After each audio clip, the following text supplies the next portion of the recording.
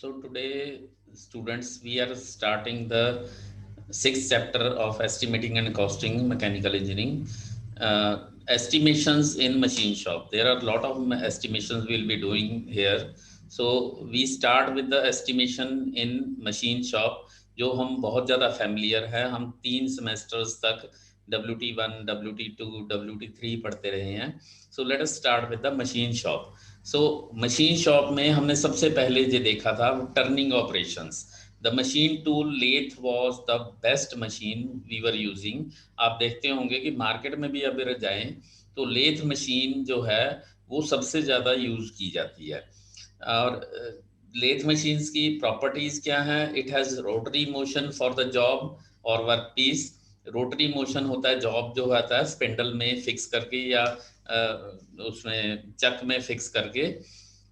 और linear motion tool की होती है. टूल की जो होती है वो लीनियर मोशन होती है, either on the feed side और depth of cut side. So it is mother of machine tools. It is used for cylindrical as well as flat surfaces.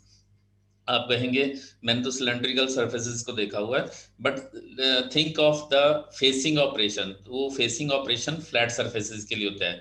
Market में बहुत सारी ऐसी होती हैं जहां पे हम फेसिंग ऑपरेशन की तरह से ही फ्लैट सर्फेसिस को वर्कआउट करते हैं.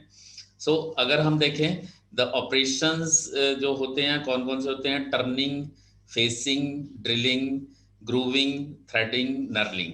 ये देखिए यहाँ पे जो है फर्स्ट जॉब जो दिखाई जा रही है.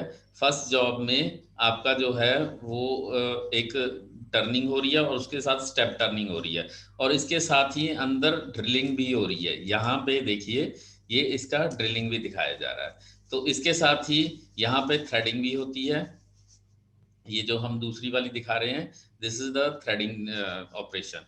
और लास्ट में जो हम थर्ड वाले में दिखा रहे हैं, थर्ड वाला is the knurling operation. Knurling जो जॉब को होल्ड करने के लिए थोड़ा आसान होता है. It is very slow operation, तो उसको हम करते हैं. नाउ अगर हम देखा जाए तो हमारा जो टूल पोस्ट के अंदर टूल लगा हुआ होता है, वो टूल पोस्ट जो है हमारा, वो टूल पोस्ट जो है हमारा, ये टूल पोस्ट टूल को जब होल्ड करता है एंड इट इज प्रेशराइज. ये डिग करता है जॉब के अंदर. जॉब जो होती है वो रोटेशन में होती है, जॉब रोटेट करती है और जैसे टूल डिग करता है तो एक चिप हमारा रिमूव होता है. सो हमारे पास 3 कटिंग ऑपरेशन पैरामीटर्स होते हैं. First is cutting speed, VC या एस इसको कहते हैं. Cutting speed is peripheral speed. तो peripheral speed is in millimetre per minute. Millimetre per minute में होती है. तो दैट मीन्स अगर वो लीनियर चलता तो कितनी दूर वो चलता. फिर आरपीएम होती है हमारी एन. एन से हम एस भी निकालते हैं. वो कैसे निकालेंगे वो आगे भी हम देखेंगे, शायद देखा भी हुआ हमने. Then second is feed. Feed is the जो उसके एक्सिस के अलोंग उसकी मूवमेंट होती है, वो हम देखेंगे कितनी होती है. And last is the depth of cut. Depth of cut जो कि उसके रेडियल डिस्टेंस की तरफ काटता है उसको. सो that is depth of cut. तो अगर हम देखिए यही वाला अगर हम देखें तो relative tool travel in one rotation is pi D. अगर ये डी है इसका डायमीटर ऑफ जॉब, तो अगर वो एक कट लगाता है, कितना भी कट लगाए 2 मिलीमीटर या 1 मिलीमीटर, अगर टूल की एक रोटेशन में कितना ट्रेवल होता है, so that is pi D. That is periphery. Periphery के पैरामीटर के बराबर वो करता है. और अगर उसका एन आरपीएम है, N RPM revolution per minute लेता है, तो एक रेवोल्यूशन में पाई डी लेता है. तो वीसी या उसकी पेरिफेरल स्पीड जो होती है एस या वीसी जो है that becomes pi D N. तो पाई डी एक चक्कर में और एन रेवोल्यूशन पर मिनट ले रहा है, तो पर मिनट उसकी निकलती है मीटर पर मिनट में pi D N, where D should be in metre. Maybe बी अगर मिलीमीटर में दिया तो फिर उसको हम 1000 से डिवाइड करते हैं. So peripheral speed of work piece past the cutting tool operating condition. D अगर मिलीमीटर में है, N रेवोल्यूशन पर मिनट है, तो VC या S जो है, S जो है स्पीड कहते हैं, अगर SO भी कह देते हैं, कई जगह पे VC कह देते हैं, आप डिपेंड करता है कैसे हैं। तो पाई डी एन बाई 1000, मैंने बताया अगर मिलीमीटर में है तो 1000 से डिवाइड करना पड़ता है, या इसको अगर उल्टा करें तो n is equal to 1000 S by pi D. Now, what is the F? Feed. Feed is the distance the tool advances for every rotation of workpiece.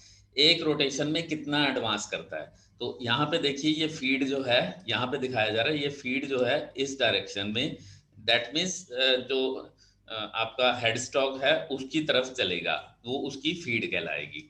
तो D1 आपका एक डायामीटर है, उसको D2 में आपने टर्निंग ली है। तो feed is the tool advances for every rotation of work piece inside the axis, तो एक्सिस की तरफ जो चलता है। नाउ दूसरा है depth of cut, the perpendicular distance between machine surface and the uncut surface of the work piece. अब ये तो है आपका मशीन सरफेस, D2 जो है ये आपका मशीन सरफेस है, and D1 is the uncut surface. तो इनके बीच में जो परपेंडिकुलर डिस्टेंस है that is depth of cut. यहाँ पे देखिए ये डेप्थ ऑफ कट इस तरफ चलेगा आपका, तो डेप्थ ऑफ कट इस तरफ जब चलेगा तो ये वाला पोर्शन जो है दिस इज एक्सियल, जो हमारा परपेंडिकुलर डिस्टेंस है दैट इज D। तो D is equal to capital D1 minus capital D2 divided by 2, because ये डेप्थ ऑफ कट जितनी लेगा वो अगर रोटेशन ले रहा है तो उसको डबल टाइम्स काटेगा। तो that means D is equal to D1 minus D2 भाई, क्योंकि इस तरफ वाला हमने अभी काउंट नहीं किया इस साइड का, तो वो भी उतना ही काटेगा। तो D is equal to D1 minus D2 divided by 2 millimetre. Now, what is the turning time? Suppose the job length is LJ. LJ is length of job, and feed is F millimetre per revolution, millimetre per revolution. देखिए इसके units आपको याद रखने हैं, millimetre per revolution. Job speed for N RPM, job speed जो होगी वो होगी आपकी F इंटू एन। अब एक रेवोल्यूशन में वो F मिलीमीटर चलता है, तो दैट मीन्स एन रेवोल्यूशन में कितना चलेगा, F इंटू एन। तो क्योंकि because it is millimetre per revolution, millimetre per minute बन जाएगा अगर इसको n से मल्टीप्लाई कर देंगे। मिलीमीटर पर रेवोल्यूशन को मल्टीप्लाई किया रेवोल्यूशन पर मिनट से, it becomes F into N millimetre per minute. So machining time क्या होगा, T is equal to job, job की लेंथ, लेंथ उसकी जितनी जॉब है की लेंथ है divided by F into N. Job speed हमारी बनती है मिलीमीटर पर मिनट, तो एक मिनट में वो इतने मिलीमीटर चलता है, तो जितना उसकी लेंथ है उसको डिवाइड कर देंगे मिलीमीटर पर मिनट से, तो हमारे पास टाइम आ जाएगा कितना machining time for facing operation. अब देखिए ये तो हो गया टर्निंग ऑपरेशन, अब फेसिंग ऑपरेशन इधर चलेगा, टर्निंग ऑपरेशन इस तरफ चलता है। तो टर्निंग ऑपरेशन एक्सिस की तरफ चलता है और facing operation perpendicular to the axis चलता है, जो मेजर एक्सिस की तरफ परपेंडिकुलर चलता है। तो फेसिंग ऑपरेशन भी अगर आप इस फार्मूले को समझ गए हैं तो उसी से ही आपने समझ आना है कि LJ क्या हो जाएगा, वहां पे लेंथ जो हो जाएगी वो D/2 हो जाएगी, जितनी D है उसका आधा, क्योंकि आधे तक चलना है फेसिंग के लिए, आधे तक, पूरा एंड तक नहीं जाना। तो length will be D/2 and the feed will be equal to depth of cut. तो एक रेवोल्यूशन में डेप्थ ऑफ कट इतना चलता है, फिर दूसरे में इतना, तीसरे में इतना, लाइक दैट। तो वो बन जाएगा आपका D/, ये इसका स्मॉल d इंटू एन, ये आपका डेप्थ ऑफ कट बन के उस तरह से फेसिंग ऑपरेशन का भी फार्मूला निकाल सकते हैं। नाउ द मशीनिंग टाइम और मैन्युफैक्चरिंग टाइम में क्या फर्क है। Machining time when the machine is continuously working, but manufacturing time is not only the machining time, उसके साथ हमें थोड़ा सा सेटअप भी करने में टाइम लगता है। एक जॉब को सेटअप में उसकी ट्रू करना, उसको चक में देखना कि वो ठीक से हैंडल हुआ है, होल्ड हुआ है या नहीं हुआ, उसको टाइट करना, तो इस तरह, like that. Then there is some moving time. Moving time में क्या होता है कि जॉब एक जगह से दूसरी जगह पे आई है। Then some time it is waiting time also, कि एक ऑपरेशन पे काम हो रहा है, टिल देन उस वर्कर को या उस मशीन को वेट करना पड़ता है, then it is waiting time. So manufacturing time is equal to machining time plus setup time plus moving time plus waiting time. अभी के लिए हम जो कैलकुलेट कर रहे हैं that is only machining time, जो कि हमने फार्मूला लगाया था जो T is equal to L J upon F N, ये एक मशीनिंग टाइम का फार्मूला लगाया था। So let us start with the first example. एक एग्जांपल करते हैं हम। ए mild steel rod having 50 millimetre diameter, इसको अच्छी तरह जरा समझ लीजिए, सुन लीजिए। 50 diameter and 500 millimetre length. LJ, LJ is 500 millimeter, capital D is 50 mm, yeah, or D1. Determine the machining time to reduce the rod to 45 millimeter in one pass. Now this is important, one pass. That means depth of cut उसका सीधा ही 5 mm का दे दिया गया या 2.5 mm का दे दिया गया, so that कि वो सीधी 50 mm से 45 mm 2.5 mm का कट लग गया। लेकिन समटाइम्स इट इज सेड कि वो 50 mm से 45 mm होना चाहिए 0.5 mm के डेप्थ ऑफ कट से। तो 0.5 mm के डेप्थ ऑफ कट से हो जाएगा, आपने कट लगाना है उसको 5 mm का, तो 0.5 mm का अगर डेप्थ ऑफ कट हो जाएगा तो 0.5 इंटू 2 1 mm हो गया। दैट मीन्स एक बार में वो 1 mm काटेगा। तो इसका मतलब 50 माइनस 45 5 कट लगेंगे। तो दैट मीन्स मशीनिंग टाइम जो है उसको 5 से मल्टीप्लाई करना, जो आपने अभी फार्मूला पढ़ा है L J upon F N, उसको मल्टीप्लाई बाय 5 करना है यहाँ पे। लेकिन उसने कह दिया in one pass when cutting speed is 30 millimetre per minute. अब देखिए यहाँ पे आरपीएम नहीं दिया, तो that means cutting speed S या वीसी उन्हें सीधा दे दिया 30 मिलीमीटर पर मिनट। एंड अब देखिए इसके यूनिट्स भी देखते रहिए, this is metre per minute and a feed of 0.7 millimetre per revolution is used. F जो दिया है वो 0.7 millimetre per revolution is used. Now let us see the solution. Given data is D, capital D या D1 कह लीजिए 50 mm, LJ दे दिया है आपका 500 मिलीमीटर, VC इतना दे दिया, VC या आपका S0 जो है, and feed is 0.7 millimetre per revolution. Now formula जो है हमारा VC is equal to pi D N by 1000। ये हमने VC में हमें फार्मूले में डालना है, तो VC तो ऑलरेडी दी हुई है, तो हमें क्या निकालना है, हमें उसमें निकालना पड़ेगा कैपिटल N, क्योंकि हमारा फार्मूला जो था T is equal to L J upon F N, L J upon F N था। तो एक और तरीका भी हो सकता है कि ये देखिए, अगर ये VC is equal to pi D N by 1000 है, तो हम इसको ये भी लिख सकते हैं N is equal to VC into 1000 या 1000 VC divided by pi D.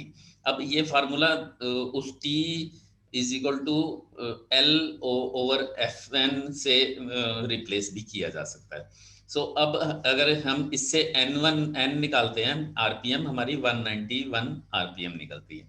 तो आरपीएम जो है 191 यहाँ हाइपोथेटिकली आप डाल सकते हैं, लेकिन ऐसा नॉर्मली होता नहीं है। इट विल बी इधर 190 आरपीएम और 195 और 200 आरपीएम, तो हम इसको रिप्लेस भी कर सकते हैं, लेकिन अभी के लिए इसमें दिमाग नहीं लगाते।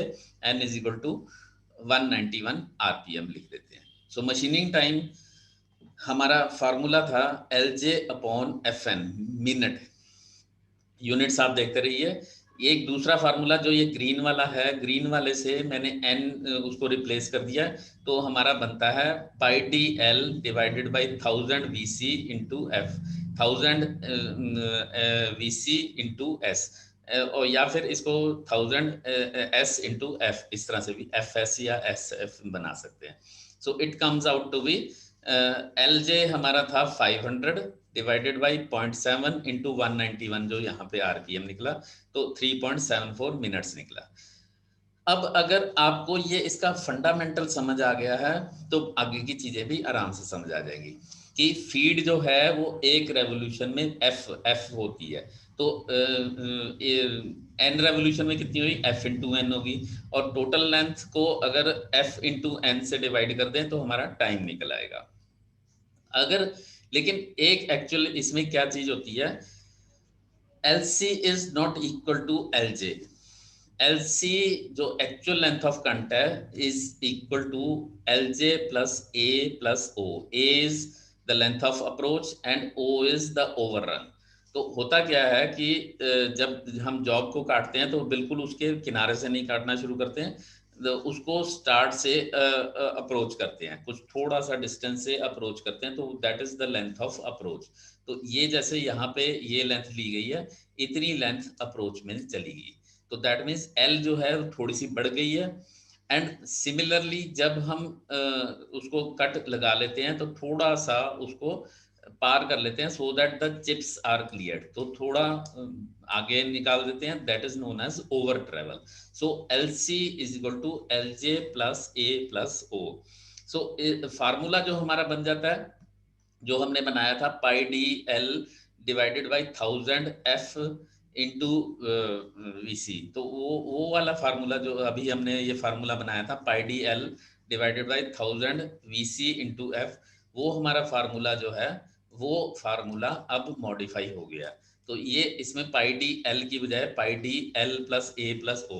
फॉर एग्जाम्पल एक छोटा सा एग्जाम्पल ले लेते हैं. डी इज इक्वल टू अगर हमारा 100 है, एल इतना दिया हुआ है, ए नॉर्मली जो है हमारा 2 से 5 mm का दिया जाता है, ए एंड ओ दोनों के दोनों. वीसी इतनी दी गई है, F is equal to 0.2 millimetre per revolution, या एसओ कह दीजिए उसको. तो यहाँ पे जो एसओ है इसको एफ मान लीजिए.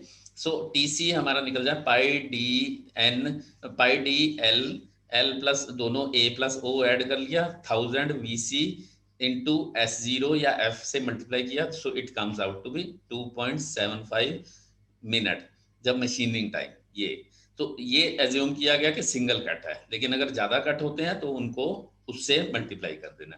सो that is all for today. Thank you.